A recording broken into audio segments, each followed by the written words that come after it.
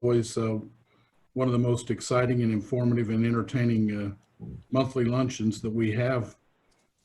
Today would have been our 10th annual with our current mayor for our State of the County address. And I can only imagine what's in his notes about everything going on in Wilson County this year. But we've introduced Mayor Hutto. Now this would be, I believe, our 10th one. He's been doing this religiously since he was overwhelmingly elected county mayor in 2010. Lifelong native, lifelong educator, developer of young people, leader, builder. He and his wife Paula, they've been married for over 30 years. Many of you know their 3 children. We've watched them grow up together. Mayor Hutto is an adamant supporter of the chambers and the business community. He was recently voted best elected official in Wilson County by a recent poll. And he's been leading us through, I think you'd all agree, unprecedented and very challenging time in our history. But if you would, I'd like for you to please help me welcome our leader and our friend, Mayor Hutto. Good morning, Mayor.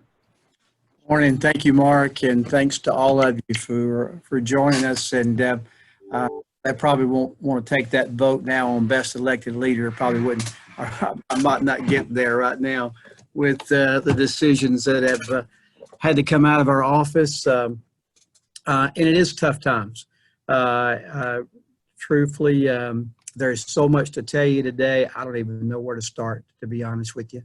I do want to start with what I think is probably the best topic out there on the world right now, and that's COVID-19 and how it affects us. And I wanted to give you just a brief example of kind of where we are and why we are where we are. Okay, you may or may not agree with me, and that's completely fine. Time you make those decisions in your own place, I know there's people that will pick one side or the other. I will tell you that first and foremost, we have the safety and the hearts of every individual that live in Wilson County, our main topic of concern every time we make a decision here. There are a lot of different fronts out there, but really the safety of the citizens of Wilson County is all that we care about, nothing else. I will tell you that we sounded the alarm back on June the 24th. As you will remember, we put a state of emergency out, and we did that pretty much for one reason. We had noticed 2 weeks prior to that, every day we chart the numbers as they come in. We were less than 10 per day, some days 2 or 3. Our death rate was at 8, and we were not doing terrible compared to what we saw going on in the rest of the country. 2 weeks there prior to June the 24th, we saw the numbers double. They were 20 plus almost every day. Our deaths went from 8 to 17. And so we said, hey, let's sound the alarm. And we did that with a state of emergency. I actually was in Florida at the time, believe it or not. We said what we wanted to do there was, let's pick out the 4 things that the CDC asked us to do. Mask was one. Wash your hands was the other, social distance, and test when you had a question.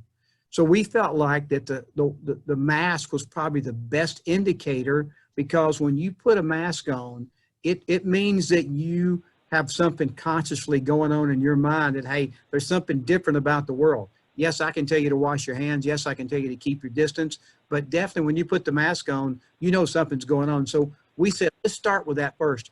And we use the word required. Because that's kind of what CDC says. And so therefore, as we did that, that sent a sounding alarm to a lot of different people. A lot of people that said, you know, hey, I may wear the mask, but if you make me wear the mask or you tell me I got to, I'm not going to wear it. And then on down the line were those conversations that really flooded our office. And maybe looking back, another part of it was we didn't give a timeline for this to be employed. In other words, probably when we go back and reconsider our position, you know, we will issue the state of directive, but we'll give you a couple of days to get ready. And so anyway, we did it on June the 24th, wanting to make people pay attention. Um, we've kept up with the numbers. The numbers have not decreased at all like we were hoped they would. On July the 8th, we said, okay, when we did have the authority to do that, do we want to make it mandatory? Will people just fight government and not wear the mask if we make them do that? So our goal was to do this. What is the number one choice that we have? And that is to get the most people in masks possible. So we said, okay, we want to make it your choice. But we brought 7 groups of people. That's why we did the press conference. 7 groups of people to the stage, starting with our hospital. I see Tracy on here. We did the chambers, the mayors, law enforcement, emergency services, the health department, and the schools all stood up in front on the press conference and shared how important it was to wear a mask. We're continue to watch our numbers, and I'll tell you right now that we had a highest day before yesterday of 74. Now, yesterday there was some promising notes of 14. We know that the testing results come back. Mine came back, as a matter of fact, 11 days after I was tested. So we know that takes a while for that to show. So we're going to give that some time. But if numbers don't get better, we really will not have any choice but to mandate the mask. As you probably heard today, Walmart has now mandated masks. Sam's is mandating masks. Starbucks is mandating masks. And I think you're going to hear more and more as that goes on. So we want it to be your choice. And you say, well, crap, Mayor, why do you want it to be my choice? I want it to be your choice because when you decide you want to do something, you'll do it when nobody's watching. If you're just doing it for me, or you're doing it because it's a law, then you'll push the gas pedal down when you don't see a cop probably, and you need to get somewhere in a little bit of a hurry. I mean, the laws are only there, and they're only good for the people that really have a conscious ethic and want to follow those. We are following our 14-day average. We can tell you that 7 out of the 89 counties that had the option to make it mandatory did. The rest of the counties have not at this time, but we know that this is only good to August the 3rd as well. August the 3rd is when this mandate opportunity goes away unless the governor extends it. So this is why we chose what we chose, but I promise you we are monitoring this. We are encouraging. You say, well, what are y'all doing? Well, we're doing as much as we can that we know to do right now. We've started several campaigns, several PSAs. As a matter of fact, today we worked a deal out with custom packaging to find several large boxes that we're going to place in all of the retail stores and all the banks that will allow us to do that and put free masks in there so that when you walk in any of these public places, there'll be a box there with masks in them that you can do it. Law enforcement, public safety is going to help us get those out there. WEMA has purchased the boxes for us. They cost us about $1,700, the best I remember. The mask that's there we've got from TEMA and from the State Department. Now, I will tell you this too, as we work this, you'll see on those boxes, it used to say custom packaging. They're the ones that had said something to, their name is changing as of today. They have been bought out. So when you see Hook on the side, don't think, well, the mayor went somewhere else out of the county to get these boxes. I didn't do that. I got them right here in Wilson County, but I just want you to know that part. That is sort of where we are on the mask issue. I would ask each of you, if you will, regardless of where you're at on this, we know that it's important for people to wear a mask. And I'll just look at Tracy right quick. And I got a letter today. I'd gotten several from the hospital associations, medical association, nurses. Today I got one from the Surgeon General. From the surgeon that simply was given to me by one of the people on our task force that talked about, surgeons have known this for a long time. That's why they wear a mask when they're doing their surgery. And so it really backs up that as well. So we're going to continue to push this. I would ask you to do it as well. We've challenged people to say, hey, take a selfie with your mask on and say, who do you wear your mask for? But anything you can do to help us get this word out here. We know that we need to stop the spread of the virus. Wearing masks is what CDC says, washing your hands, social distancing. Why do we want to stop it? We want our businesses to stay open. We want our schools to reopen. But first and foremost, we want people to be able to move around in Wilson County and feel safe. That's the number one. So I want to tell you that if you have some questions, send them in the chat line. I'll be glad to answer those on any topic that I go over today. But I want to start out right quick, as we always do with the state of the county, to give you some encouraging notes about where we are. We passed our budget on time for the first time in history, June 30th, as well as our schools. That was a huge deal. I want to tell you a little bit about our budget. I'm going to give you some short notes, but a lot of people ask this. The amount of our budget is $443 million, okay? $443 million. And a lot of people will say, well, where does that money come from? 38% of that money comes from you. Through local taxes is 31%, sales tax is 6%, and wheel tax is 1%. So that's the amount of money that comes in from your dollars. Now we get 36% from other sources. That's where you pay your fees for your tags and different things of that nature, but fees for services. And then 26% comes from the federal government through gasoline tax, through money from the state, and money from the federal government. So that's kind of the makeup. We get $167 million from your taxes. We get $159 million from fees from you, and we get $116 million from the state and federal dollars. So that's where the money comes in. Many people say, well, where does my dollars go? Does all of it go to schools? Well, I can tell you that the tax rate is $2.51. Now, I want to point out, because sometimes we miss another good gold nugget that we just kind of forget about because it's not being a tax to you. In other words, and that's a tax increase. We passed another budget this year without a tax increase. That's a big deal, guys. I don't know if you know the last time that we had a tax increase. I'm going to go back to the history right quick. Before we took office in 2008, we had a 20-cent tax increase. It went for Elsie Patton Middle School, Mountain Juliet High School, and teacher pay. We didn't have another tax increase until 2012. That was 4 cents for the general fund to build up our fund balance, which was very important for us to have during the times that we've just now gone through, for sure. And Walker High School took 3 cents. The last time we raised taxes was 35 cents. That 35 cents was done in 2017. So since we've been in office for these 13 years, we've only raised taxes 2 times.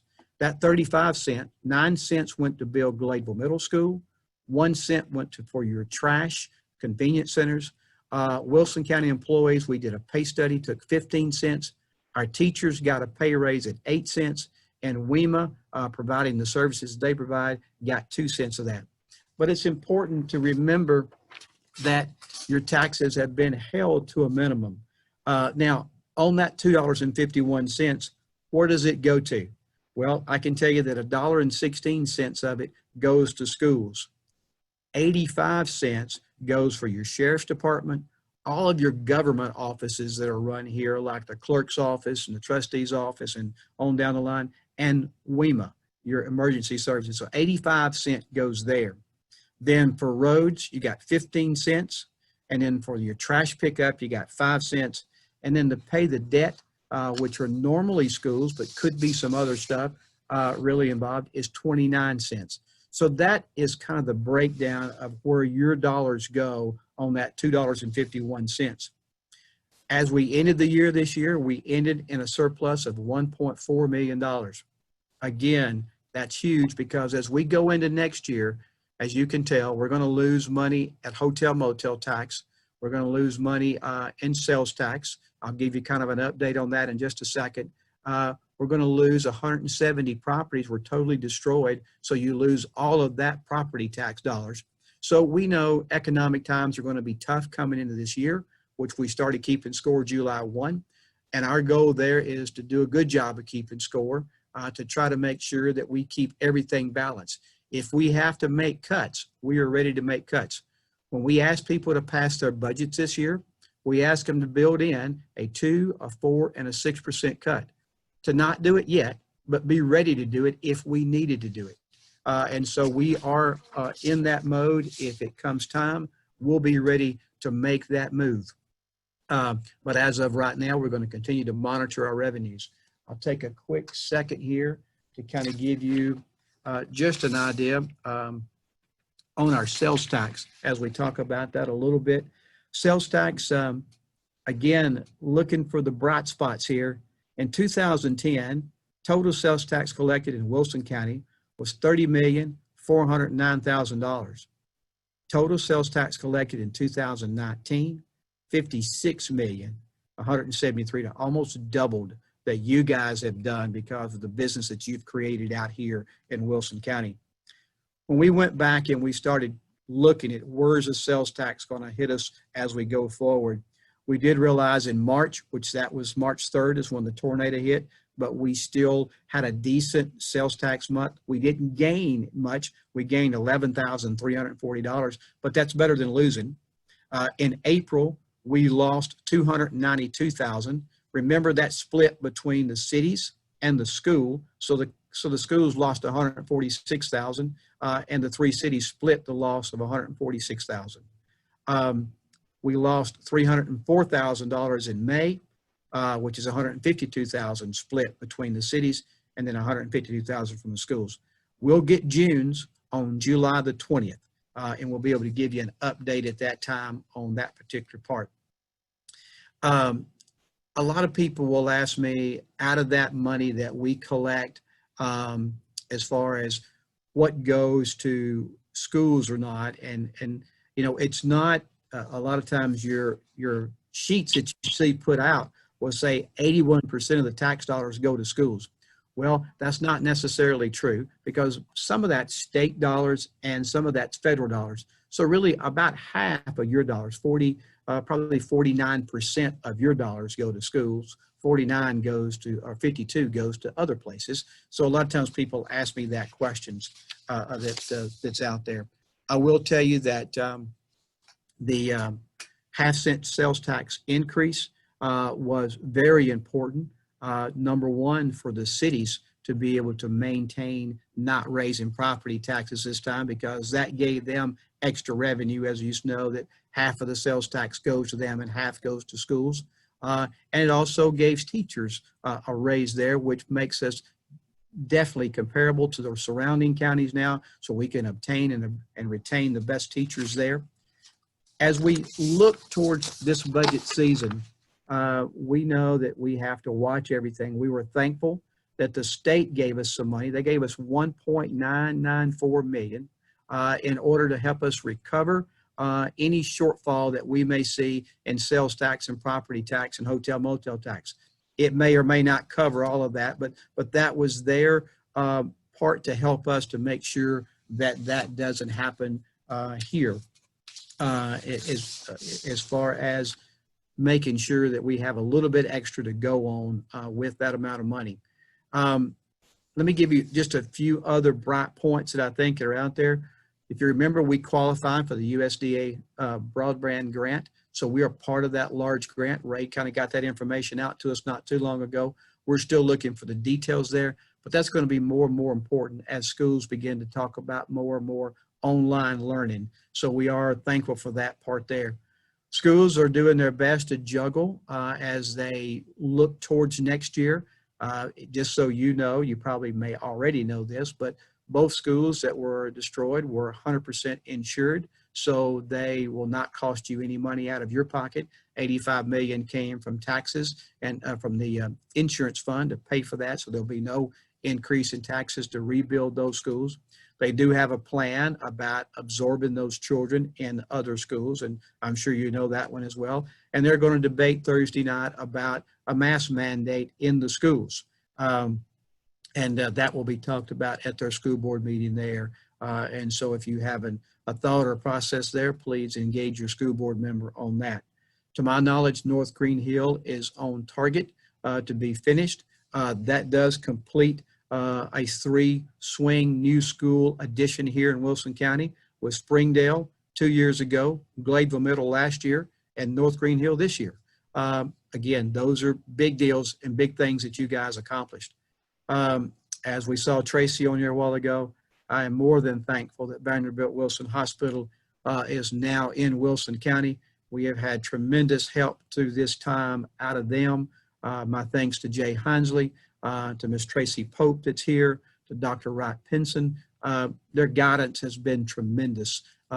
Their expertise that they bring to the table has been unmatched. And so I thank you for that because without you guys, we would have been, we were already struggling, but with your expertise, it's really been a blessing to have you here. I got to say thanks to public safety folks.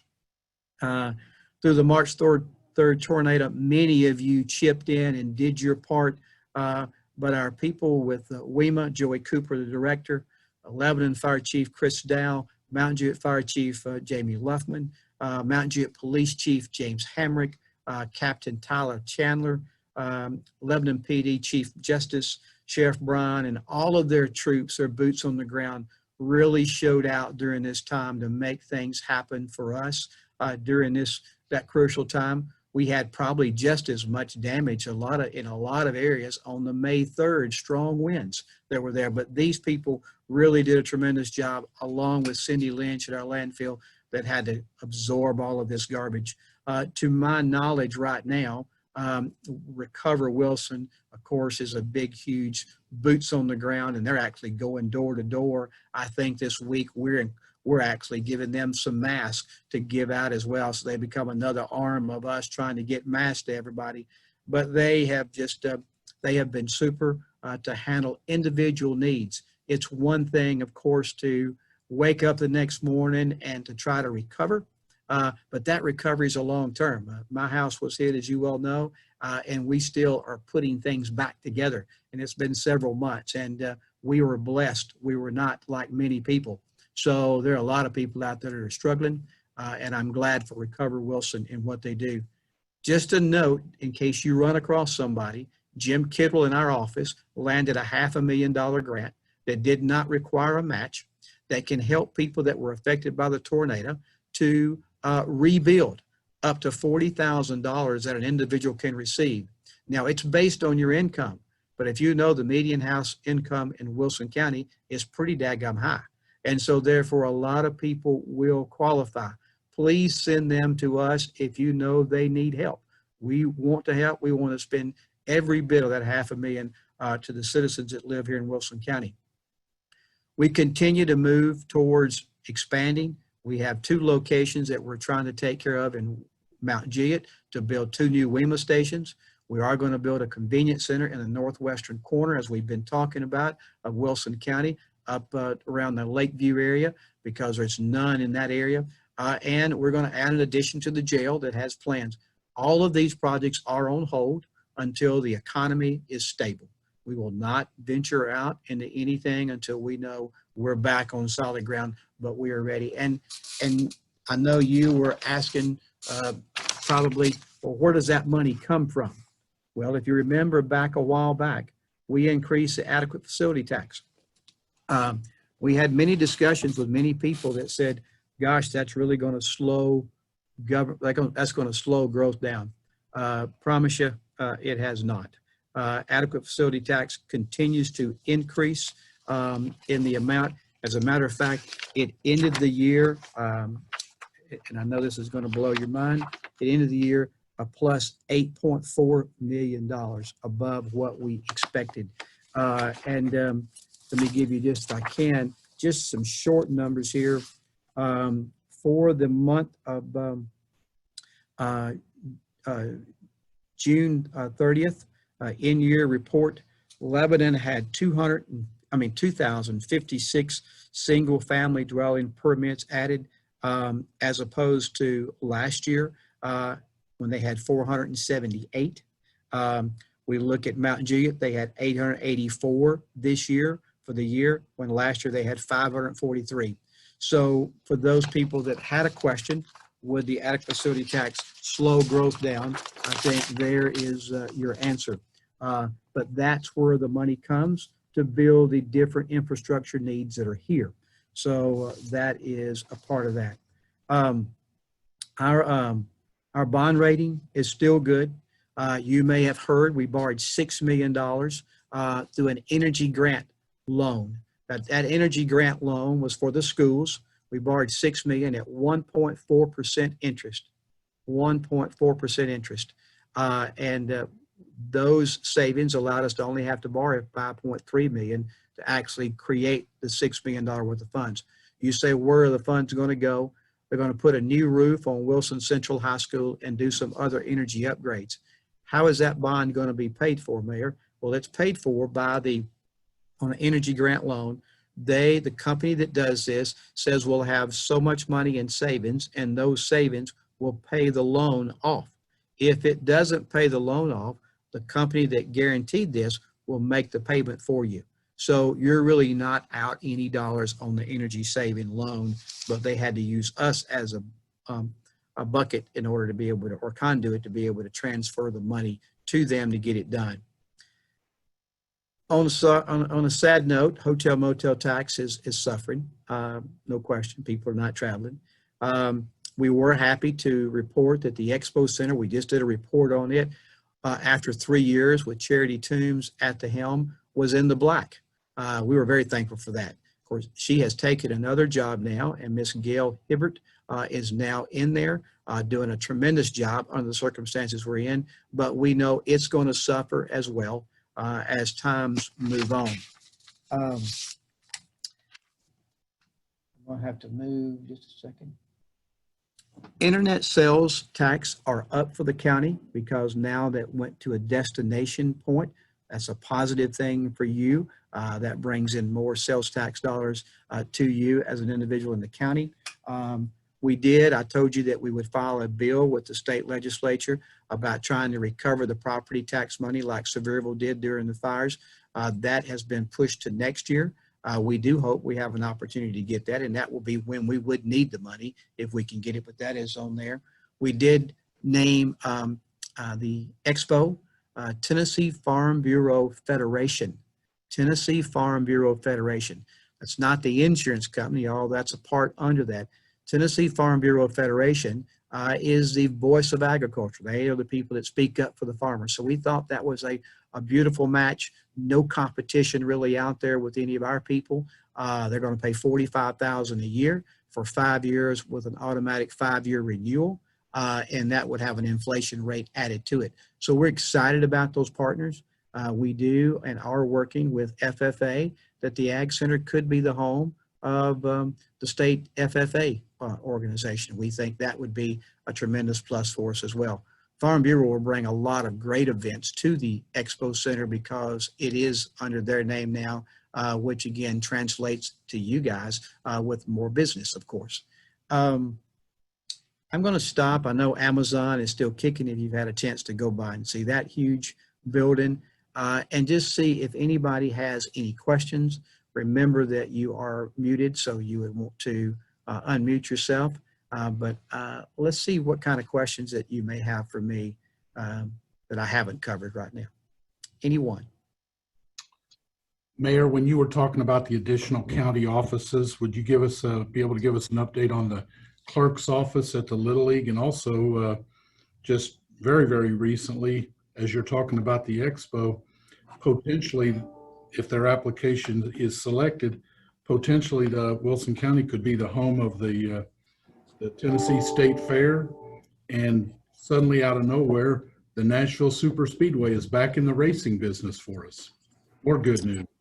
Yes, sir, Mark. Thank you. You're always making sure that I get the good stuff out there, and I appreciate that. So, yes, on a positive note, the North Green Hill Women's Club is going to become the new clerk's office for our citizens in Mount Juliet to not have to crowd into the building we got.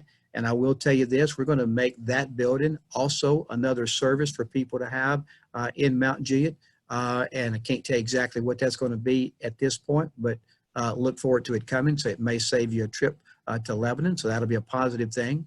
The Fred's building we purchased behind the courthouse here, while I'm on the subject before all of this happened, is being turned into the new election commission and courtroom storage. So that was a positive thing for us as well. The Speedway next June will be a great time for us to have them here. We've met with them a couple of times already. They're excited about coming back here and making things happen. And so we look forward to having the Speedway reopen there. Mark mentioned something else, and it slipped my mind on what it was. What was it, Mark? Unmute. The state fair and the Yes, fair. state. Yes, the state fair. They have submitted a letter of interest. Of course, all of that got put on hold because of COVID, but that will be brought back. Could be a good opportunity for us there. They are going to have this year the livestock shows, which involves the state folks there to be able to have that show going on. So that will continue to exist, but that could be more talk to come out on that a little bit later. Other questions?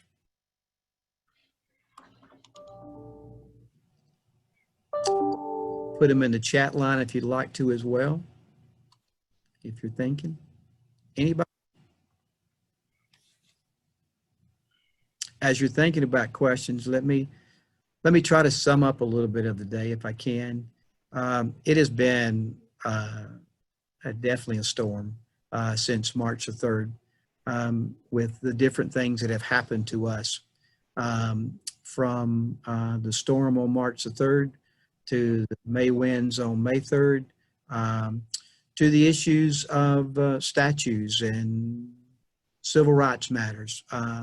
We had a group defending the Veterans Plaza up here because of what they saw on TV, and then our groups that were talking about what matters to them on Black Lives Matter movement on the square, and there for a while they thought they were against one another, and we got those groups together to help them understand they were not against one another. They had two different really perspectives, and so we have a lot of people voicing that stuff, but those groups came together and ended in a good way. With the deal about COVID, you know, we battle it every day, and we're going to continue to battle it until it goes away. But I'm proud of the people, and I'm proud of being in this county for the way people have stepped up. I got it. We got different opinions, and you got ways that you think, man, I ought to be running the county, and I appreciate that. But I'm going to go home and do whatever I think is best for every citizen in the county. You know, people are going to light me up on Facebook from time to time, and you know, that's okay. That's what I got the job for. But I promise you, I'll always do what I think is in your best interest. But you live in a great county with a lot of great people here. There'll be a few that you know, that may seem to be unsatisfied sometimes with the things that we're doing, but I still believe at the end of the night, when they go home and put their head down, they think, man, I'm glad I'm living here. And we want them to feel glad about that. Just looking here on the census is very important, and that is federal and state dollars that Ray put on there. Be sure that you remember to do that, and encourage others to do that as well. Insight on grocery store on 109. I don't have any more insight on that beside what you have heard about. I do know that 109 is progressing. If you've had a chance to work your way out that way, so is 231. And we talk about transportation a lot when all this other stuff is not going on, but we have a lot of road work that is being completed. Several bridge projects have been done, and we're glad that we can move back through those with ease, and we're looking forward to those major projects being taken care of. I do not know about Kroger doing facilitating COVID testing, but I do know that at the Ag Center, if you go there on Tennessee Boulevard where you would get your emissions testing done, that entrance on that side is still being manned every day by the National Guard, and they're doing testing from 9 to 2 every day. They did 1,000 people last week. And so if you know of anybody that has a question, ask them to go out there and get tested. And, you know, we want to know. We don't want to hide from what's there. So ask people to go get tested there. Any insight on the courtrooms of live hearing? You know, the courtroom, of course, is under a mandate to wear a mask. That came from the Supreme Court. That had happened last Friday. So that will continue to be with them as they progress. I do not see any more there. When we look at testing, just so you'll know, because I just said 1,000 more got tested, and so many people go up to me and say, well, if you test 1,000, no wonder your numbers are going up. They are going up. What we look at is the percentage of people that test positive versus the people tested. We were at 5.7. We wanted to get below 5. We're at 7 for a little while. Now we're at 8. We've held at 8 for a little bit. We want that number to go down. That number is only going to go down when my days get below 20, bottom line. And that's only going to happen, I think, is when people go back out to paying attention like they were when we had the economic shutdown going on. But we don't want to go back to economic shutdown. So let's learn to survive out in our world like we are today. So that's why wearing a mask, washing your hands, and just keeping your distance from people will allow you to still move around and get my numbers down to where they need to be. I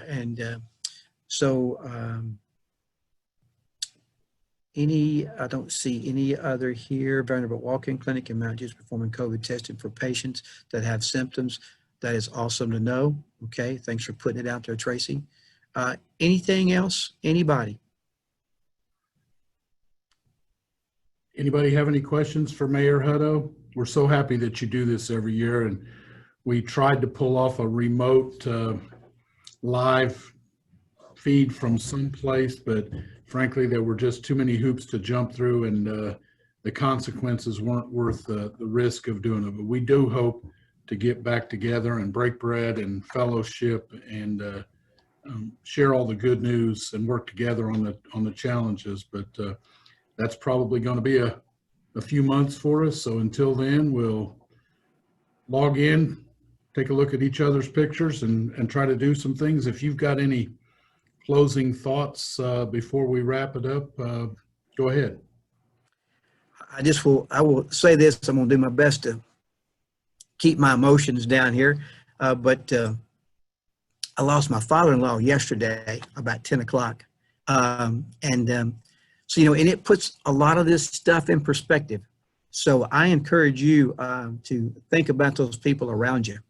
A lot of things going on in the world are important, but nothing more important than the people you go home to every day or that you call family. So make sure that you remember what's important when it gets to the end of the day. But thank you for having me today. Well, you're very welcome. You and your family will certainly be in our thoughts and prayers. Send Paula our regards. Sure. We'll end with our appreciation to you and encouragement for folks to get out and vote. We have one more coffee with a candidate tomorrow morning at 10 o'clock, and we will have completed that program as early voting starts on Friday, leading up to Election Day on August the 6th. So if anybody needs anything, we're here to serve you. We look forward to seeing you on our next Zoom call. We have Mount Juliet Monday at 11 o'clock, Wilson County Wednesday on Wednesday mornings at 9 o'clock. We're doing the very best we can to help keep you informed and up to date. Mayor, we can't thank you enough for your accessibility and your passion for what you're doing.